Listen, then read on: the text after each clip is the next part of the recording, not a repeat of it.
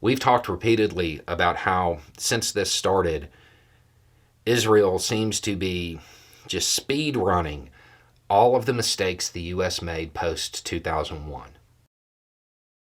I don't think it's right to say that Israel is making the same mistakes as the U.S., when at the very least you can say that what they are doing now in Gaza has been standard military practice for them for 15 years. And because Israel has goals the U.S. never had in response to 9/11.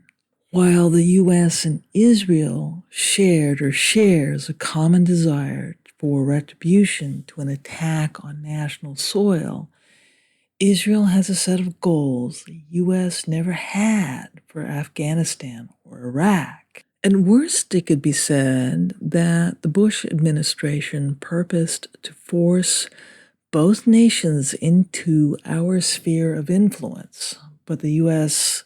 never had a policy to annex and settle the territories of either nation. The ruling coalition of Israel is a different story. Their public policy is to annex and settle Jerusalem, already a done deal, the West Bank, and the Golan Heights. This is their idea of Greater Israel. To quote the policy verbatim, the Jewish people have an exclusive and indisputable right to all parts of the land of Israel. The government will promote and develop settlement in all parts of the land of Israel. The Galilee, the Negev, the Golan, and Judea and Samaria. I'll point out here that the latter three encompass the city of Jerusalem, which has already been annexed, the West Bank, and the Golan Heights. This is literally Israel from the river to the sea. So, Israel has never really cared about ending a resistance as much as claiming and settling territory by any means they can get away with. The complete annexation of all of Jerusalem and years of illegal settlements in the West Bank attest to the goal of settlement and persecution of the existing population, that is to say, the Palestinians, has always been integral to this process. Under cover of the war in Gaza, Israeli settlers, with the support of the IDF, attack residents of the West Bank, driving people from their farms and homes. The sentiment towards Gaza itself has been quite public. Past and current government officials have repeatedly spoken of their sentiments towards Gaza since October 7th. Tutti che anche ho sentito qua, per noi c'è uno scopo, distruggere Gaza. Distruggere questo male assoluto, assoluto, distruggere questo.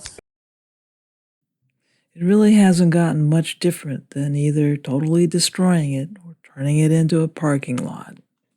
And now, alternatively, they talk of removing Palestinians to South America or Africa if they can find any takers, and then settling the Strip. To emigrate as they live in hardship and poverty. The Israelis want to return to Gaza because it's a beautiful place and they will turn the desert into a prosperous place. While the mission objectives to eliminate Hamas are wholly unrealistic, they're more practical if there's no population left for Hamas to recruit from.